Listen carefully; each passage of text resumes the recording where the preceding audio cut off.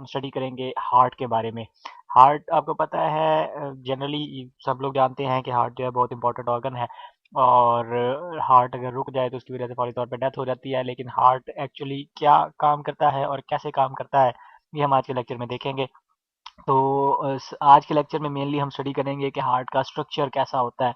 अब हार्ट जो है वो थोरेसिक कैविटी के अंदर मौजूद होता है। ये आपकी बॉडी जो है, आपका मेन बॉडी जो है, इसको आप दो हिस्सों के अंदर डिवाइड कर सकते हैं। ये पेट के ऊपर एक मस्कुलर स्ट्रक्चर होता है जिसको डायफ्राम कहते हैं, और ये डायफ्राम आपकी बॉडी को दो हिस्सों में डिवाइड करता है।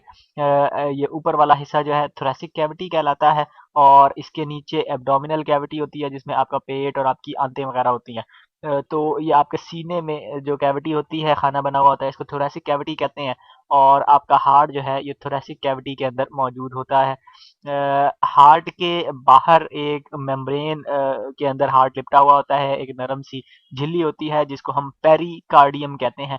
पेरी का मतलब होता है राउंड, और कार्डियम कहते हैं हार्ट को।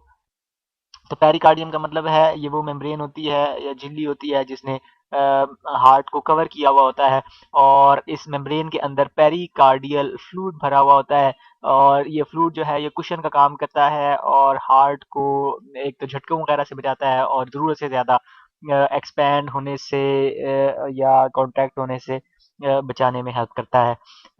हार्ट जो है इसका अगर आप क्रॉस सेक्शन लें तो आपको इसकी वॉल के अंदर तीन मेजर रीजन्स नजर आएंगे। ये मसलन आपने इस तस्वीर के अंदर हमने हार्ट को लंबाई का रुख काट दिया है। तो अगर आप इस रीजन को ज्यादा डिटेल में देखें तो यहाँ पे आप देख सकते हैं कि हार्ट बाहर से एक झिल्ली के अंदर बंद है, जिसको हम एपिकार्डियम कहते हैं। जो आउटर मोस्ट लेयर है हार्ट की वाल की, ये एपिकार्डियम कहलाती है। एपी का मतलब होता है ऊपर और कार्डियम हार्ट को कहते हैं। तो एपिकार्डियम का मतलब है कि हार्ट की जो आउटर मोस्ट लेयर है इसको हम एपिकार्डियम कहते हैं। फिर इसके अलावा जो हार्ट की इनर मोस्ट, ये अंदर हार्ट के चैम्बर होता है, खाना बना हुआ होता है। तो इस खाने के ऊपर ये जो लाइनिंग है यहाँ पे सेल्स की, ये एंडोकार्डियम कहलाती है। एंडो का मतलब होता है अंदर, और कार्डियम हार्ट को कहते हैं। तो एंडोकार्डियम जो है ये इनर मोस्ट लाइनिंग होती है जो एक्चुअली हार्ट के चैम्बर्स को कवर करती है। और इसके अलावा इन दोनों के दरमियान में एक थिक लेयर होती है, काफी चौड़ी सी। ये लेयर है मसल्स की, जिसको हम मायोकार्डियम कहते हैं। मायो कहते हैं मसल को, और कार्डियम हार्ट के लिए है। तो ये काफी मोटी सी लेयर होती है मसल्स की जो हार्ट को कॉन्ट्रैक्ट करने में हेल्प करती है। अब मायोकार्डियम जो है ये एक्चुअली एक स्पेशल किस्म के मसल्स की बनी हुई होती है जिनको हम कार्डियक मसल्स कहते हैं। और इन कार्डियक मसल्स के अंदर जो कॉन्ट्रैक्टाइल यूनिट्स होते हैं, यानी कि जो स्ट्रक्चर्स एक्चुअली कॉन्ट्रैक्ट करने के काबिल होते हैं, उनको हम मायोफाइब्रिल्स कहते हैं। और मायोफाइब्रिल को अगर आप इलेक्ट्रॉन माइक्रोस्कोप के अंदर देखें तो उसके अंदर आपको मायोफिलामेंट्स नजर आएंगे जो एक्चुअली दो स्पेशल प्रोटीन्स, एक्टिन और मायोसिन के मिलकर बने हुए होते हैं। और ये फिलामेंट्स कॉन्ट्रैक्ट करते हैं जिसकी वजह से पूरा मायोफाइब्रिल कॉन्ट्रैक्ट करता है, और उसकी नतीजे में पूरा हार्ट जो है ये कॉन्ट्रैक्ट करने के काबिल होता है। कार्डियक मसल्स जो हैं ये वैसे स्ट्रक्चर में देखने में माइक्रोस्कोप के नीचे अगर आप इनको देखें तो ये देखने में काफी हद तक स्केलेटल मसल्स की तरह काम करते हैं, और इनकी कॉन्ट्रैक्शन भी बड़ी हद तक स्केलेटल मसल्स के तरह की होती है। स्केलेटल मसल्स वो मसल्स होते हैं जो आपकी बॉडी में मूवमेंट वगैरह के लिए यूज होते हैं, भागने दौड़ने के लिए, और हाथों पैरों को मूव करने के लिए जो मसल्स इस्तेमाल होते हैं ये स्केलेटल मसल्स कहलाते हैं, क्योंकि ये स्केलेटन के साथ जुड़े होते हैं। तो कार्डियक मसल्स यानी कि हार्ट के मसल्स भी काफी हद तक देखने में और अपनी प्रॉपर्टीज के लिहाज से स्केलेटल मसल्स होते हैं, क्योंकि इनके ऊपर भी स्केलेटल मसल्स की तरह अगर आप माइक्रोस्कोप के अंदर देखेंगे तो इसके ऊपर ये छोटी छोटी सी आपको धारियां सी बनी हुई ये नजर आती हैं पूरे सेल की लेंथ में। लेकिन इसके सेल्स जो हैं वो आम तौर पे हार्ट के जो मसल सेल्स होते हैं वो आम तौर पे ब्रांच्ड होते हैं। स्केलेटल मसल्स जो हैं वो आम तौर पे ब्रांच नहीं होते। मिसाल के तौर पे यहाँ पे आप देख रहे हैं कि ये एक पूरा सेल है, तो इस सेल की एक ब्रांच है तो दूसरे सेल के साथ जाके जुड़ रही है। तो स्केलेटल मसल्स आम तौर पे इस तरह से ब्रांच्ड नहीं होते। इसके अलावा एक और बड़ी इंपॉर्टेंट फीचर जो हार्ट के मसल्स में पाया जाता है वो इंटरकैलेटिंग डिस्क का है। ये जो दो सेल्स हैं इन दोनों सेल्स के दरमियान में एक स्पेशल स्ट्रक्चर होता है, एक मेम्ब्रेन होती है, झिल्ली होती है, जिसको इंटरकैलेटिंग डिस्क कहते हैं। अब ये हार्ट के मसल्स जो हैं इनकी एक और स्पेशल प्रॉपर्टी ये भी होती है कि ये ऑटोमेटिकली खुद ब खुद कॉन्ट्रैक्शन वक्त थोड़ा सा टाइम गुजरने के बाद ये खुद ब खुद कॉन्ट्रैक्ट कर सकते हैं। इसके मुकाबले में स्केलेटल मसल्स जो हैं वो आमतौर पे खुद कॉन्ट्रैक्ट नहीं करते, बल्कि उनको ब्रेन से सिग्नल आता है तो वो कॉन्ट्रैक्ट करते हैं, अदरवाइज कॉन्ट्रैक्ट नहीं करते। यानी कि जब आपकी मर्जी होती है तो आप अपना हाथ मूव करते हैं। उसके मुकाबले में हार्ट के मसल्स जो हैं वो ऑटोमेटिकली थोड़े-थोड़े वक़्त के बाद खुद ब खुद कॉन्ट्रैक्ट करने के काबिल होते हैं, चाहे आपकी मर्ज़ी हो या ना हो। इसके अलावा ये हार्ट के मसल्स जो हैं इनकी बीटिंग को किसी हद तक सेंट्रल नर्वस सिस्टम कंट्रोल करता है, और सेंट्रल नर्वस सिस्टम की एक डिवीज़न है जिसको हम ऑटोनॉमिक नर्वस सिस्टम कहते हैं, जो आपकी बॉडी के इंटरनल फंक्शंस को मेंटेन करने का काम करता है। तो यही आपकी हार्ट की एक्साइटेशन को और कॉन्ट्रैक्शन को कंट्रोल कर सकता है। अब हार्ट, ह्यूमन हार्ट जो है वो 4 चैम्बर्ड होता है, और इसके अंदर 2 थिन वॉल्ड चैम्बर्स होते हैं छोटे साइज के, जिनको हम एट्रिया कहते हैं। सिंगुलर इसका एट्रियम होता है। और इसके मुकाबले में 2 बड़े चैम्बर्स होते हैं जिनकी इर्द-गिर्द वॉल काफ़ी मोटी-सी होती है। इनको हम वेंट्रिकल्स कहते हैं। यहाँ पे आप देख सकते हैं, ये हार्ट का क्रॉस सेक्शन आपको दिखाया है, तो एक बड़ा-सा चैम्बर ये यहाँ पे मौजूद है, और एक ये चैम्बर है। ये दोनों इनके अगर आप इर्द-गिर्द देखें तो बहुत बारीक-सी दीवार है, और ये एट्रिया हैं हार्ट के। और ये नीचे वाले जो 2 बड़े से चैम्बर्स हैं जिनके इर्द-गिर्द काफ़ी मोटी आपको यहाँ पे वॉल नज़र आ रही है। ये दोनों चैम्बर्स जो हैं जिनको मैं 3 और 4 नंबर दे रहा हूँ, तो ये वेंट्रिकल्स कहलाते हैं। अब ये हार्ट जो है ये हमें पता है कि 4 चैम्बर्ड हार्ट के अंदर डबल सर्कुलेशन होती है। डबल सर्कुलेशन का मतलब है कि हार्ट से कुछ ब्लड वेसल्स निकलती हैं जो अ, ब्लड को लेके जाती हैं और लंग्स तक पहुंचाती हैं, और लंग्स से ऑक्सीजनेटेड ब्लड को वापस लेकर हार्ट तक आती हैं। ये जो एक सर्किट है हार्ट का, इसको पल्मोनरी सर्कुलेशन कहते हैं। पल्मोनरी का मतलब होता है लंग्स की सर्कुलेशन।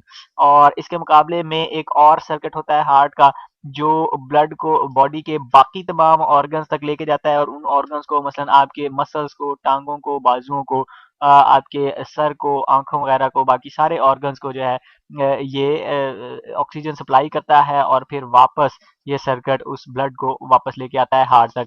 तो इस सर्कुलेशन के सेटअप को सिस्टेमिक सर्कुलेशन कहते हैं। और आपका हार्ट जो है ये इन दोनों सर्किट्स तक ब्लड को पहुंचाता है, तो इस वजह से इस सर्कुलेशन को हम डबल सर्कुलेशन कहते हैं। अब इसका फ़ायदा क्या होता है? इसका फ़ायदा ये होता है कि ऑक्सीजनेटेड और डीऑक्सीजनेटेड ब्लड जो है ये हमेशा एक दूसरे से अलग-अलग रहते हैं, कभी मिक्स नहीं होते, और इसकी वजह से आपकी बॉडी जो है उसको वाफिर मिकदार में ऑक्सीजन मिल जाती है, और उसकी वजह से आप ज़्यादा एक्टिवली काम कर सकते हैं as compare to simpler living organisms जिनके अंदर डबल सर्कुलेशन नहीं होती। अब अगर हम देखें कि ब्लड कैसे फ्लो करता है हार्ट के अंदर, तो सबसे पहले एक्चुअली हार्ट में जो एट्रियम है, राइट एट्रियम, यहाँ पे ब्लड आता है आपकी पूरी बॉडी से। यहाँ पे ये नंबर 1 हमने इसको दिया हुआ है, क्योंकि ये यहाँ पे वेन के थ्रू ब्लड आता है यहाँ पे। और इस जिस बड़ी सी वेन से, ये आपको एक मोटी सी ब्लू कलर में वेन नजर आ रही है, जिसको हम वेना केवा कहते हैं। और vena cava, actually 2 vena cava होती हैं। एक सुपीरियर वेना केवा होती है जो सर वगैरह की तरफ से ब्लड को लेके आती है, और एक इंफीरियर वेना केवा होती है जो ये आपके लोअर ऑर्गन से, आपकी बॉडी से, पेट वगैरह से और टांगों से ब्लड को लेके आती है। तो ये इन दोनों वेना केवा से राइट एट्रियम के अंदर सबसे पहले ब्लड पहुंचता है। और जब ये राइट एट्रियम कॉन्ट्रैक्ट करता है तो ब्लड जितना ब्लड एट्रियम के अंदर मौजूद था, ये सारा का सारा वेंट्रिकल्स के अंदर चला जाता है। और एट्रियम और वेंट्रिकल के दरमियान में एक स्ट्रक्चर होता है जिसको हम ट्राइकस्पिड वाल्व कहते हैं। ये ट्राइकस्पिड वाल्व एक्चुअली कंट्रोल करता है कि एट्रियम से ब्लड वेंट्रिकल में तो आ जाए, लेकिन वेंट्रिकल से वापस ब्लड के अंदर ना जा सके। तो जिस तरह आपका पानी के वाल्व लगे होते हैं आपकी वाटर सप्लाई में, कि पानी बैकवर्ड फ्लो ना करे, तो उसी तरह यहाँ पे ब्लड के बैकवर्ड फ्लो को रोकने के लिए ट्राइकस्पिड वाल्व यहाँ पे होता है, जो एट्रियम से वेंट्रिकल की तरफ तो ब्लड आने देता है, लेकिन वेंट्रिकल से वापस एट्रियम के अंदर ब्लड नहीं आने देता। इसको ट्राइकस्पिड वाल्व हम क्यों कहते हैं? ट्राइकस्पिड वाल्व इसलिए कहते हैं कि इसके अंदर, जैसा कि आप यहाँ पे देख सकते हैं, कि ये 3 फ्लैप्स पर मुश्तमिल है। इसका एक फ्लैप ये है, एक फ्लैप यहाँ पे आपको नजर आ रहा है, और एक फ्लैप यहाँ पे आपको नजर आ रहा है। जब एट्रियम कॉन्ट्रैक्ट करता है तो ये ट्राइकस्पिड वाल्व खुल जाता है, और इससे ब्लड फ्लो होके नीचे आ जाता है वेंट्रिकल में, और फिर उसके बाद ये वाल्व जो है ऑटोमेटिकली क्लोज हो जाता है और ब्लड को मजीद आगे आने से रोक देता है। अब ये जो वाल्व है ये एक्चुअली मसल्स जो वेंट्रिकल के मसल्स होते हैं उनके साथ अटैच होता है, लंबे लंबे से इसके अंदर धागे होते हैं। यहाँ पे आप देख सकते हैं कि ये वाल्व के बारीक बारीक से धागे लगे हुए हैं जो ये हार्ट के मसल्स के साथ जुड़े हुए हैं।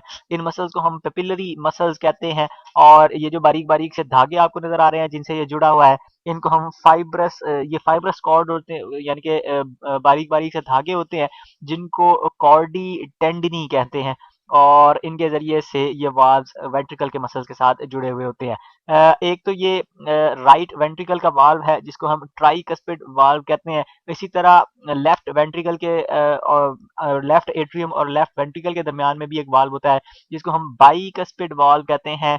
बाइकस्पिड वाल्व इसको इस वजह से कहते हैं कि इसके 2 कस्प होते हैं या 2 फ्लैप्स होते हैं। और इसके अलावा जब वेंट्रिकल्स कॉन्ट्रैक्ट करते हैं तो उनसे जो ब्लड है वो पल्मोनरी वेन में या एओर्टा के अंदर जाता है, तो इन दोनों के ऊपर भी फिर स्पेशल वाल्व्स होते हैं इन दोनों वेन्स में जो ब्लड के बैकवर्ड फ्लो को प्रिवेंट करने का काम करते हैं।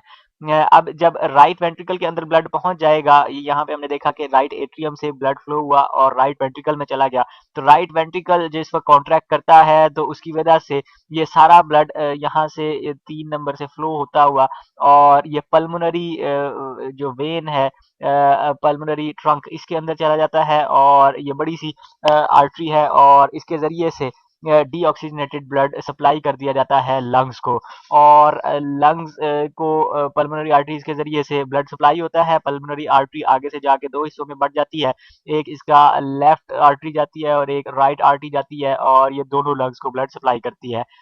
इन दोनों के दरमियान में इस जगह पे वाल्व होते हैं जिनको हम सेमी ल्यूनर वाल्व कहते हैं, और ये भी वापस वेंट्रिकल की तरफ ब्लड को नहीं आने देते। इसके बाद जब ब्लड लंग्स तक पहुंच जाता है तो वहां पे ब्लड की ऑक्सीजनेशन होती है, और फिर ये पल्मोनरी वेन के जरिए से ब्लड दोबारा एंटर होता है left side of the heart पे। ये आप देखें तो यहाँ पे 5 नंबर से ब्लड फ्लो करता हुआ बाहर गया था, लंग्स तक पहुंचा, और लंग्स से यहाँ पे रास्ते में कहीं पे लंग्स आएंगे और लंग्स से ब्लड फ्लो करता हुआ वापस पल्मोनरी वेन के जरिए से लेफ्ट एट्रियम में एंटर हो जाता है।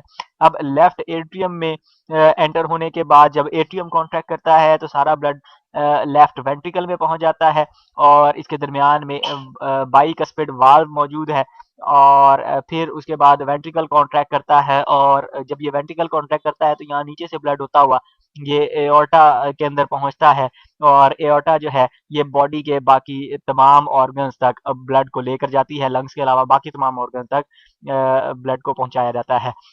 अब एओर्टा जो है ये जैसा कि आप देख सकते हैं कि ये ऊपर से जब यहाँ से ये रेड कलर में एओर्टा निकलती है तो ये थोड़ी सी कर्व्ड होती है ऊपर से, और ये एक पूरा एक लूप बनाती है जिसकी वजह से इसको हम कहते हैं कि एओर्टा आर्च बनाती है, और ये ऊपर से एओर्टा 3 ब्रांचेस में डिवाइड हो जाती है। ये 2 ब्रांचेस जो हैं ये आपकी लेफ्ट और राइट आर्म के अंदर और शोल्डर के अंदर ब्लड को लेकर जाती हैं, और एक आर्च आपके हेड की तरफ ब्लड को लेकर जाती है।